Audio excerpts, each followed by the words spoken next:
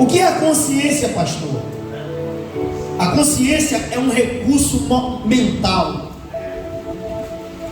que Deus deu ao ser humano para ele discernir o que é certo e o que é errado, para ele entender o que pode fazer e o que não pode fazer. No início da fé de muitos cristãos, eles vinham tirar dúvida com as pessoas mais idôneas para saber o que ele pode e o que não pode. Hoje, se tiver uma pessoa no mundo e perguntar a ele, quer aceitar Jesus? Rapidamente liga o seu pensamento ao que ele vai poder fazer e o que ele não vai. Porque se ele entregar a vida a Jesus, a sua vida não será mais a mesma. Ele não vai poder mais fazer coisas que um crente não faz. Então é a consciência. Quando pergunta quer ser crente, aí ele pensa logo: se eu ser crente, eu vou parar de beber, eu vou ter que ser um homem de uma mulher só, eu vou ter que parar de xingar, eu vou parar de andar com fulano, com Bertano. E ele começa a ligar as coisas. E é por isso que quando se pergunta quer ser crente, tem pessoa que fica pensando antes, né? E geralmente pensa é aqueles que ainda tem um temor, um desejo de ser crente. Mas quem já sabe a ideia do que é ser crente, das coisas que vai poder fazer e não fazer, ele responde logo: não, deixa para depois, outra oportunidade, outro dia, não quero não. Por causa da consciência. E eu gostaria de estar falando nesta noite de alguns tipos de consciência. A leitura que nós fizemos fala muito de consciência. Quase todos os versículos estão apontando para a consciência. Depois o apóstolo Paulo, ele fala que cuidado, que não é a tua consciência, mas a consciência de outro. Nós temos, irmãos, que viver preocupado com a consciência nossa e com a consciência também do nosso próximo. Deus colocou Adão e Eva no paraíso. Glória a Deus. E Adão e Eva viviam muito bem. Mas Deus disse para ele que ele poderia desfrutar de tudo que tinha no jardim, mas não poderia comer do fruto do conhecimento do bem e do mal. Eles tinham sido alertados por Deus que não poderia comer daquele fruto. Glória a Deus. E Deus ainda alerta, porque no dia que comer, não vai viver, vai morrer. E todos conhecem a história que eles vão e comem. E chega um momento quando eles comem, a Bíblia diz que Adão, Deus tinha uma conversa, um diálogo com Adão, sempre no cair da tarde. Mas quando Adão come, e Deus sabe onde está Adão e por que Adão fugiu, mas Deus faz questão de perguntar: Adão, onde está Adão? Adão come, e aí agora Adão começa a ter uma consciência de que errou. E o que é que Adão faz? Adão foge, Adão corre, Adão se esconde, por causa da consciência. Irmãos, o que é que está faltando em nós? O que é que está faltando em nós? O que foi que fez Adão ele se esconder? O que foi que fez Adão correr de Deus? Não estar no local de conversa com Deus? O que foi? A consciência. Naquele dia Adão se conscientizou que ele errou. Eu posso afirmar que Adão nunca tinha pecado, Adão nunca tinha errado, porque Adão nunca desobedeceu a Deus. Mas no dia que ele come do fruto do conhecimento do bem e do mal, Adão peca. Por que Adão peca? Por causa da desobediência. Eu vou falar para os irmãos aqui nesta noite. Às vezes, o tempo que nós estamos vivendo, parece que as coisas, nada mais é pecado, nada mais é erro. Tudo agora está aceitável. Mas pecado ainda continua sendo pecado. E o pecado continua nos afastando de Deus. Seria bom, irmãos, que todos os crentes vivessem em sã consciência.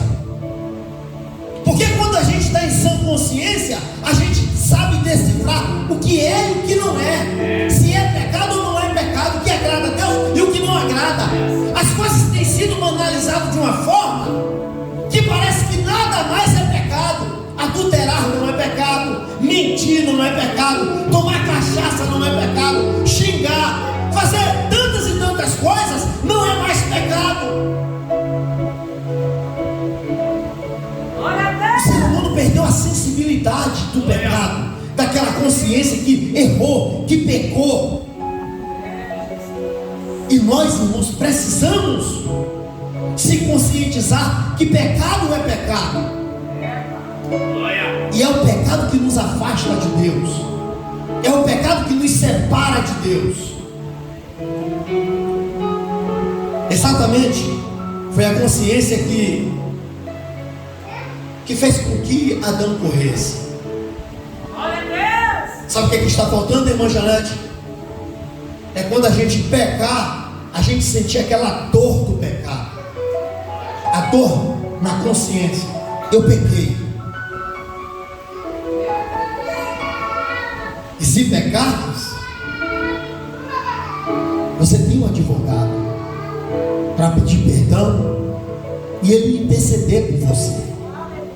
A questão é que ninguém, pastor Luciano, não está mais nem aí para o pecado. Antes de nós entrarmos nesta mensagem, irmão, deixa eu dizer para você, você precisa ter consciência do que é e o que não é pecado. Às vezes a gente quer colocar tamanho no pecado. Esse aqui é um pecado pequeno, esse aqui é um pecado maiorzinho. Não, esse pecado aqui eu não pratico, que é muito grande. Diante de Deus não tem pecado pequeno nem pecado grande. O pecado ele deve ser encarado como pecado. Porque quando a nossa consciência diz que é pecadinho, a gente vai fazer vista grossa, não vai pedir perdão a Deus, não vai se consertar, não vai procurar deixar de praticar, porque a nossa consciência entende que aquilo ali é um pecadinho. Mas a partir de hoje, receba a orientação de Deus. Pecado continua sendo pecado, e pecado não tem pecado pequeno nem pecado grande. Pecado deve ser encarado como pecado e acabou. E nós precisamos ter consciência disso.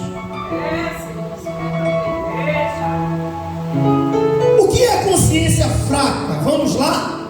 1 Coríntios capítulo de número 8, versículo 7. Entretanto, não há esse conhecimento em todos, porque alguns, por efeito de familiaridade, até agora com os ídolos, ainda incumem dessas coisas, como a eles sacrificadas, e a consciência deste, por ser fraca, vem a contaminar-se. Glória a Deus! O que é consciência fraca, pastor? É simples. Consciência fraca é aquela que a pessoa tem consciência que está errada, mas ela não encontra forças para tentar fazer a coisa certa, ou para parar de fazer aquilo que está errado. Consciência fraca é aquele que está acostumado a errar e não consegue compreender o que é correto. Vamos dar um exemplo na Bíblia? Todos nós sabemos, hoje talvez não, mas naquele tempo, a primogenitura de uma pessoa tinha um peso muito grande. Você acha que Esaú não sabia o peso que era a primogenitura? Esaú foi caçar, e quando Esaú volta, Jacó está fazendo um cozido.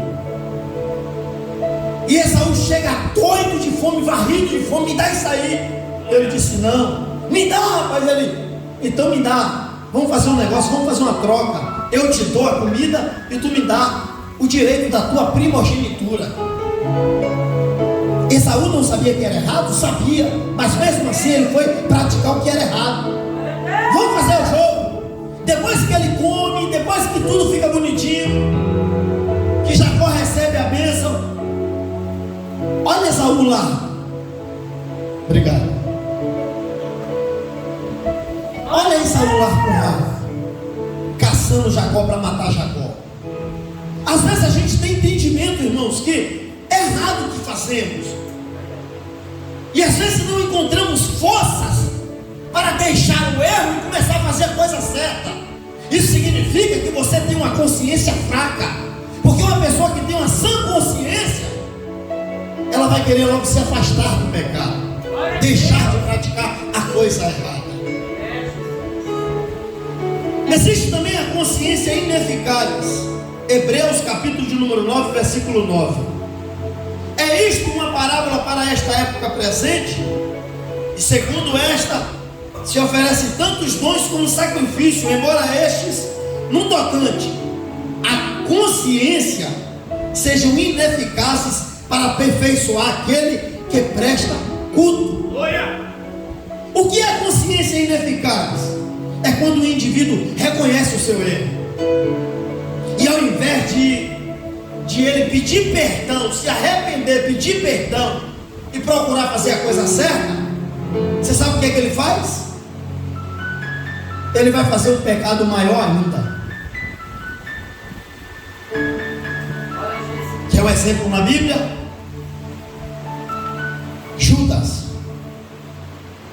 Judas vende, ele traz Jesus por algumas moedas, e depois ele se arrepende tanto que vai tentar devolver as moedas. Qual é o caminho certo para uma pessoa que tem consciência que pecou, que errou, fazer? Pedir perdão. Mas não, o que foi que ele fez? Ele foi praticar um pecado pior ainda. Judas foi se suicidar. Isso é a consciência ineficaz. Ou você acha que não tem gente assim, que peca e ao invés de pedir perdão vai praticar um pecado maior ainda? Isso aqui é um pecadinho, aí vai fazer um pecado. O perigo do pecadinho é esse, que tudo você vai achando que é pecadinho, quando pensar que não, você já se matou, já morreu, já está condenado ao inferno, achando que está certo. É a consciência ineficaz. Existe também a consciência corrompida. Tito, capítulo 1, versículo 15. Todas as coisas são puras para os puros, todavia, para os impuros e descrentes, nada é puro. Portanto, a mente como a consciência deste estão corrompidas. O que é mente? O que é consciência corrompida? É aquilo que o cabra pega a coisa errada e ele vai fazer de tudo para mostrar a você que está certo. Glória a Deus! Ou vai pegar aquilo que é certo e vai mostrar para todo mundo que aquilo ali está errado. Ele tem, parece até que é um distúrbio mental, parece que é um distúrbio na consciência. Como pode a pessoa pegar uma coisa certa e abraçar como se fosse a coisa errada, e a errada abraçar como se fosse a coisa certa? Não foi assim com os fariseus, quando se aproximaram de Jesus para fazer queixa dos discípulos? Ei, Jesus, os teus discípulos estão comendo sem lavar as mãos. E Jesus vem dizer para eles que contamina não é o que entra, mas sim o que sai. Por que vocês abraçam essa ideia que tem que lavar a mão? Os fariseus, irmãos, traziam o costume como se fosse lei. Os costumes daquele tempo era trazido para os fariseus como se fosse lei. E eles aplicam isso aqui, o costume de lavar a mão, como se fosse uma regra, uma lei. E ele vem questionar a Jesus. E em contrapartida, Jesus vai debater com eles, porque eles acham que aquele que maldisser pai e mãe é como se fosse louvor para Deus, e não é. Glória a Deus! Pegaram a ideia? Uma coisa que é errada, eles apresentam a Jesus que é uma coisa certa, mas a coisa que é certa ele quer transformar na coisa errada. Deus me guarde desse dia de ter algum crente aqui para querer vir debater que não existe Pai, nem Filho, nem Espírito Santo. Deus que me defenda que venha alguém de lá para cá e achar que querer misturar as coisas e dizer que Jesus não é o Salvador do mundo, o caminho não é Jesus, a condução que nos leva a Deus não é Jesus. Mente corrompida, tem a mente cauterizada. 1 Timóteo 4:2, pela hipocrisia dos que falam mentiras e que tem cauterizada a própria consciência. A consciência cauterizada é quando a pessoa erra e não se arrepende e não vê maldade nenhuma naquilo que faz. Jeremias 6,15, pior do que sentir um peso na consciência é não sentir, mesmo estando errado. O apóstolo Paulo disse que viriam tempos difíceis e que as pessoas teriam mentes cauterizadas. Glória a Deus! Olha o exemplo claro de Ananias e Safira, que tramaram uma mentira sem precisão nenhuma, irmãos. Eles não tinham precisão nenhuma de tramar tal mentira para o homem de Deus, dizer que vendeu por X e doou X, e sendo que não foi nada daquilo. Não quiseram contar a verdade e não se arrependeram do seu pecado, e eles foram fulminados. Por causa de quê? Da mente cauterizada. Mas também tem a mente boa. 1 Timóteo 1,19, mantendo fé e boa consciência. Portanto, alguns têm rejeitado a boa consciência e vieram a naufragar na fé. O que é a boa consciência? Glória a Deus! A consciência boa é aquela que ensina o que é certo e o que é errado, e conduz você a tomar decisões certas. A boa consciência faz com que você rapidamente entenda que o errado é errado e o certo é o certo. Não existe meio termo, não existe enrolação. O que existe é que você sabe discernir o que vai agradar a Deus e o que não vai. Como o apóstolo Paulo diz que nem todas as coisas me são lícitas, nem todas as coisas me convêm. E no final da leitura que a gente fez, ele disse: a gente deve se preocupar para que tudo aquilo que façamos seja para a glória de Deus. Seja para a glória de Deus. Mas tem mais duas consciências que eu quero falar aqui. Vou correr por causa do horário. Existe a consciência pura. Atos capítulo de número 24, versículo 16. Por isso também me esforço por ter sempre consciência pura diante de Deus e dos homens. O que é a consciência pura, irmãos?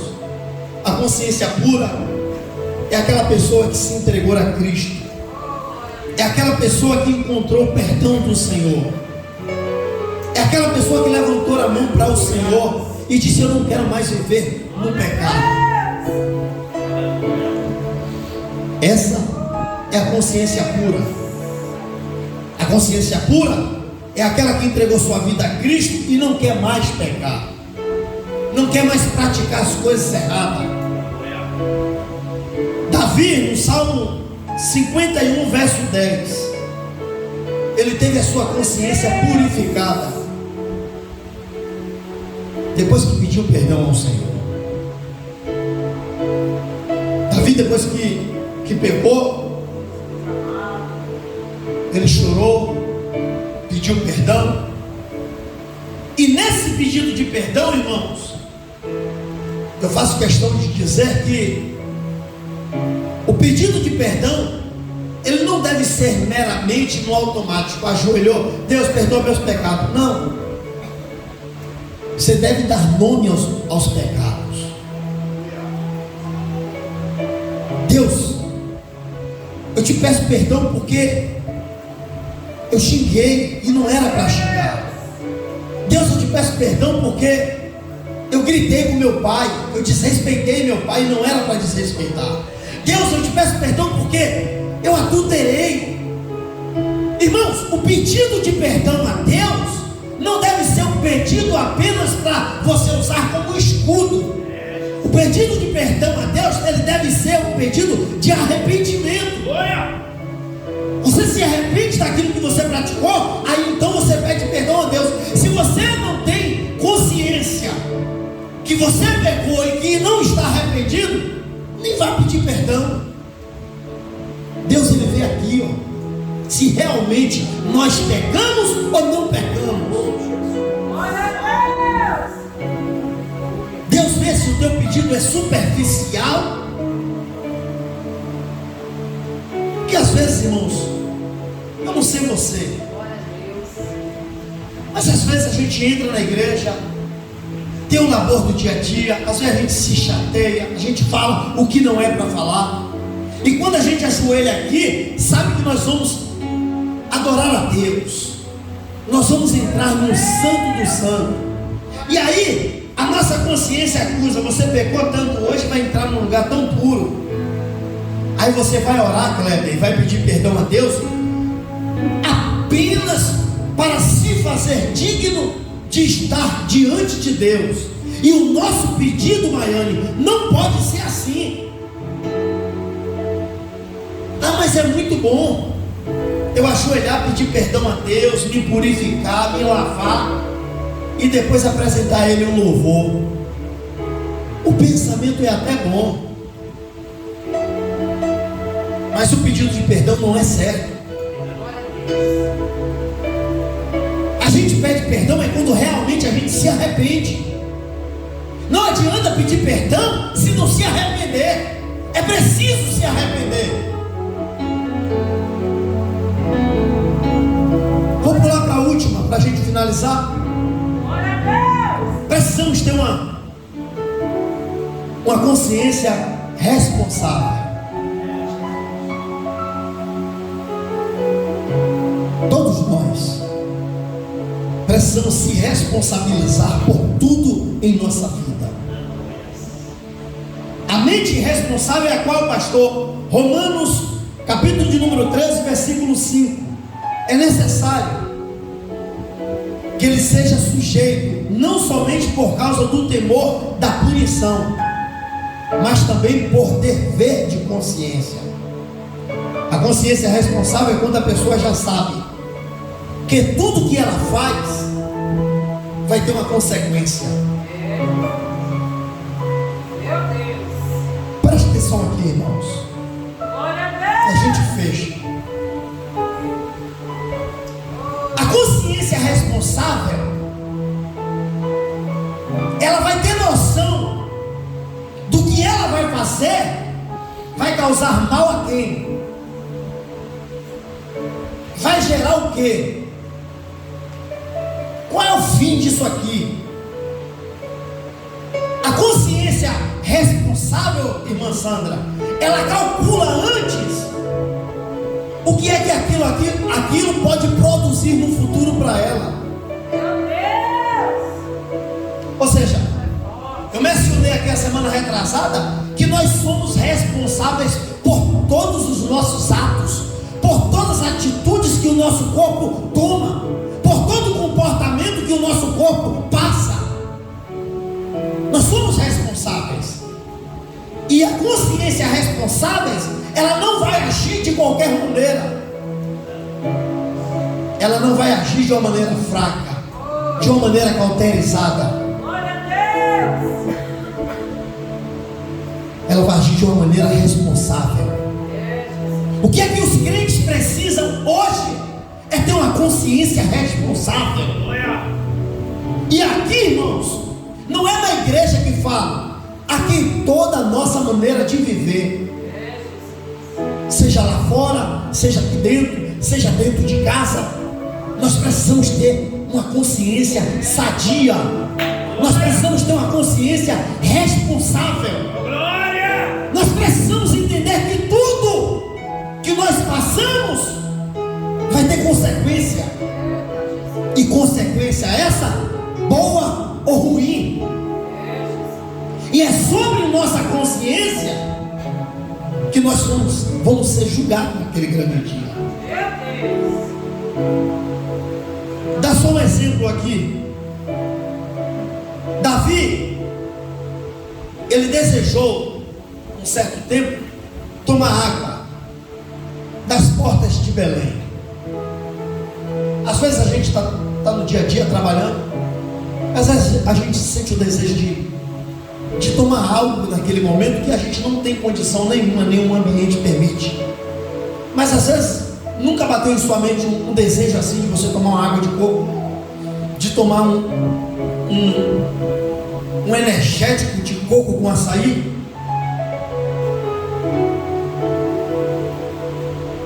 De tomar uma água tônica para quem gosta, sei lá, de tomar um chá mate, de tomar alguma coisa que você lembra assim que possa lhe refrescar. A Bíblia diz que Davi estava no palácio e de repente ele sente aquele desejo profundo de tomar água das portas de Belém. E ele chega ainda a comentar: ai, que desejo, o cara é rei. E quando os soldados estão perto dele ali, que ouve ele falar, os soldados vão correndo às portas de Belém, pegar essa água e trazer para Davi beber. E quando os cabras chegam com a água, os cabras chegam e dá a Davi: está aqui, Davi, água das portas de Belém. Só que Davi vai mostrar para nós que ele tem uma consciência responsável. Olha o ponto, irmãos. Davi era rei, ele sentiu um desejo. Os cabras foi como o soldado buscou, pastor Luciano. O que é que Davi deveria fazer? Beber a água, porque era um desejo. E quem não quer satisfazer o desejo de um rei aqui? E Davi, mesmo sendo rei, mesmo sendo o que era, a consciência dele acusou na hora. Ele pensou: pô, se eu beber essa água aí, está na Bíblia, vai ser como se eu estivesse bebendo o sangue desses 3 soldados.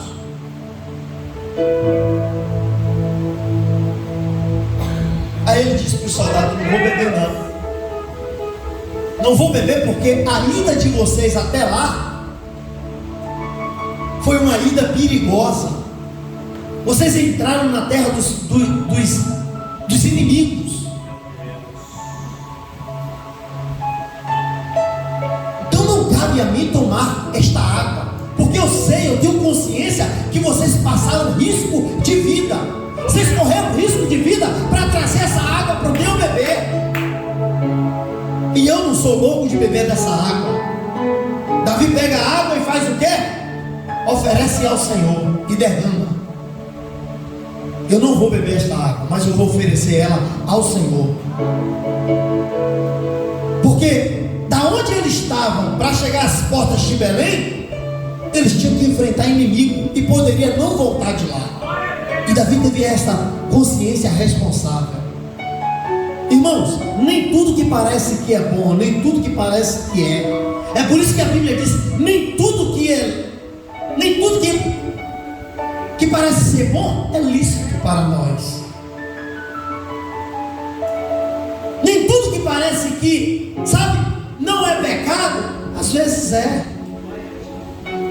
E precisamos ter uma consciência responsável. Hebreus capítulo 13, versículo 18. Orai por nós, pois estamos persuadidos de temor, de boa consciência, desejando em todas as coisas viver. Paulo aqui ele faz um pedido: ore por nós, ore por nós. Nós temos boa consciência, e nesta noite nós vamos estar orando para que o Senhor ele possa nos dar uma boa consciência, para que Deus possa nos dar uma consciência responsável. Como eu falei anteriormente, um dia, pense nisso e eu encerro. Apocalipse 20, versículo 12: e vi os mortos, pequenos e grandes, que estavam diante de Deus, e abriam-se os livros, e abriam-se outro livro, que é o da vida, e os mortos foram julgados pelas coisas que estavam escritas nos livros segundo as suas obras. Vai chegar um dia que a gente vai se apresentar diante do tribunal, e nós precisamos ter uma consciência boa, porque naquele grande dia nós possamos ouvir das duas palavras: entra no gozo do teu Senhor, ou apartai-vos de mim, porque eu não vos conheço. A mensagem de hoje, irmãos, é uma mensagem de conscientização, para nós termos boa consciência, consciência de encarar pecado como pecado.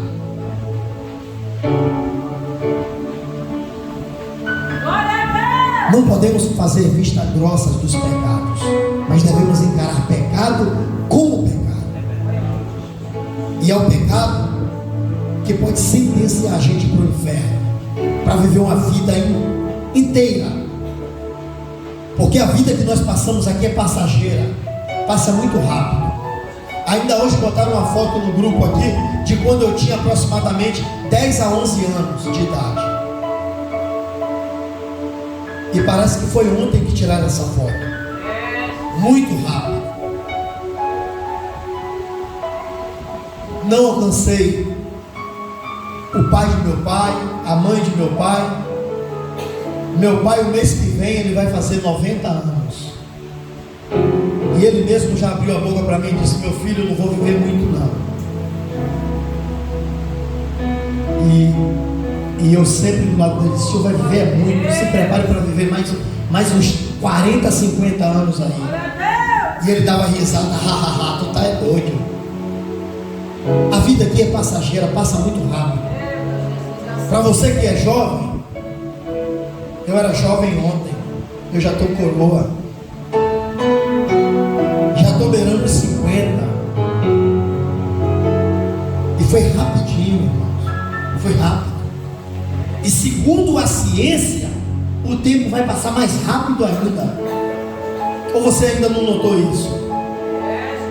Estava lendo semana passada que o terremoto que deu no Japão em 2012 fez com que os dias diminuíssem muito. E está passando muito rápido. Muito rápido. E rapidinho, você que é jovem, você vai estar na minha idade. E você que tem a minha idade, rapidinho, a gente não vai existir mais se o Senhor não voltar até lá. Mas essa vida aqui é passageira. Preste atenção. Mas tudo que a gente faz aqui, tudo, devemos fazer com boa consciência. Para que naquele grande dia você tenha consciência de que você vai ser provado ou reprovado. Tem gente que diz: ah, pastor, eu nem ligo mais para isso, porque a gente pode pecar, a salvação é pela graça. É pela graça, mas não é de graça. Um preço foi pago na cruz por nós. E o próprio Cristo falou mais do inferno do que do céu. Não foi para atemorizar a gente, mas foi para deixar uma ênfase que o inferno é real. O inferno existe. E nós devemos lutar para não ir para o inferno.